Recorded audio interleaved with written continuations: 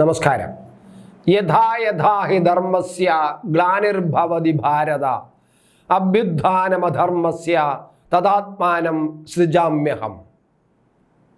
വാർത്ത പറയാൻ വന്ന ഞാൻ എന്തിന് ഈ ഗീതയിലെ ശ്ലോകം ചൊല്ലുന്നു എന്നായിരിക്കും നിങ്ങൾ സംശയിക്കുന്നത്. ആ ശ്ലോകത്തിൻ്റെ അർത്ഥം എന്താണെന്ന് നിങ്ങൾക്കെല്ലാവർക്കും അറിയാം.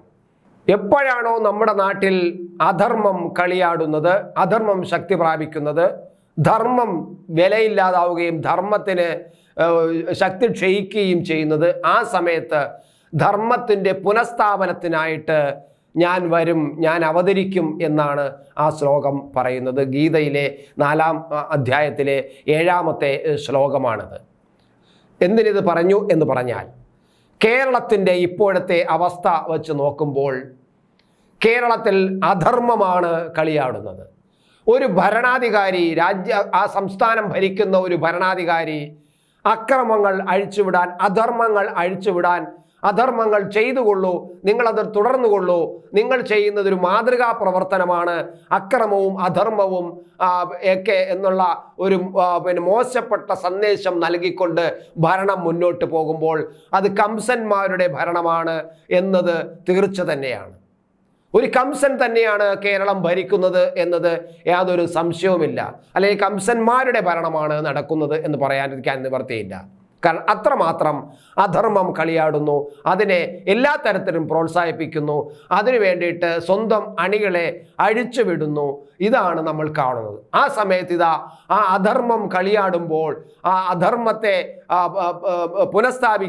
ധർമ്മത്തെ പുനഃസ്ഥാപിക്കാനും ധർമ്മം അവതരിപ്പിക്കാനും വേണ്ടിയിട്ട് ഒരു അവതാരം വന്നിരിക്കുന്നു. അത് ഗവർണർ തന്നെയാണ്. ഞാൻ പറയുമ്പോൾ ചിലപ്പോൾ നമ്മുടെ പ്രിയപ്പെട്ട ചില സുഹൃത്തുക്കൾക്ക് ചില തമാശയായിട്ട് തോന്നാം. പക്ഷേ നിങ്ങൾ വിശ്വസിക്കണമെങ്കിൽ വിശ്വസിക്കുക.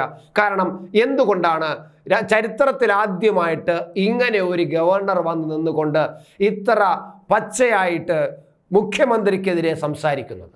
ഇപ്പോൾ ഞാനിതാ നിങ്ങളോട് ഇത് പറയുമ്പോഴും ഈ ഗവർണർ മുഖ്യമന്ത്രിക്കെതിരെ വ്യക്തിപരമായി, മുഖ്യമന്ത്രിയാണ് ഈ നാട്ടിലെ എല്ലാ കലാപങ്ങൾക്കും എല്ലാ അസ്വാരസ്യങ്ങൾക്കും എല്ലാ അധർമ്മത്തിനും കാരണം എന്ന് പറയുകയാണ് ചെയ്യുന്നത്. അങ്ങനെ ഒരു ഭരണാധികാരി, മുമ്പ് വന്ന ഗവർണർമാരൊന്നും ഇത് പറഞ്ഞില്ലല്ലോ, അവരെല്ലാം ഗവർണർമാരല്ലായിരുന്നോ?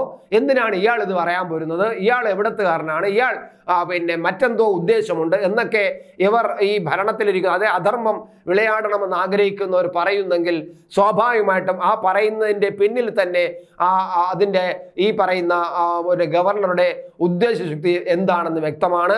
അദ്ദേഹം ധർമ്മം പുനഃസ്ഥാപിക്കാൻ, ഈ കേരളം എന്ന് പറയുന്ന ഈ കൊച്ചു നാട്ടിൽ അധർമ്മം ഇനി അതിശക്തമായിട്ട് കളിയാടാനാണ് വരാൻ പോകുന്നത്. ഇപ്പോൾ ഉണ്ടായിരിക്കുന്ന സംഭവങ്ങൾക്കൊന്നും ഇനിയും അത് തുടർച്ചയായിട്ട് പലതും ഉണ്ടാകാൻ സാധ്യതയുണ്ട്. അപ്പോൾ അതിനെ നിയന്ത്രിക്കാനും അതിനെ വ്യക്തമായിട്ട് വളരെ ധൈര്യത്തോട് രംഗത്ത് വന്നിരിക്കുന്ന ഗവർണർ തീർച്ചയായിട്ടും നമുക്ക് വേണമെങ്കിൽ ഒരു അവതാരമായിട്ട് തന്നെ കാണാം. ധർമ്മം പുനഃസ്ഥാപിക്കാൻ വന്ന അവതാരം തന്നെയാണെന്ന് നമുക്ക് വിലയിരുത്താം.